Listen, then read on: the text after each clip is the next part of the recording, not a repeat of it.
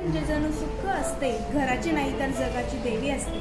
आई असते अंधड्या बाळाचे डोळे, आईचे सुख दुःख जगाला न कळे. आई म्हणजे बाळाची सावली, बाळासाठी दुःखाने मरण पावते ती माऊली. आई असते मोरपंखी पिसारा, पशु पक्षी सुद्धा करतात पिलांसाठी प्राणाचा निचरा. देवाला जन्म आईनेच दिला असतो, म्हणून देवांपेक्षा श्रेष्ठ आईचा हक्क असतो. बाप काय असतो बाप? दुधावरची साय असतो बाप. बाहेरून कठीण पण आतून मऊ असतो बाप. मुलीला पाठिंबा देणारा असतो बाप. तिचं दुःख समजून घेणारा असतो बाप. मायेचं पांघरून असतो बाप. मातीत राबणारा पाय असतो बाप. घराचा पाया असतो बाप. माहेरची सावली असतो बाप.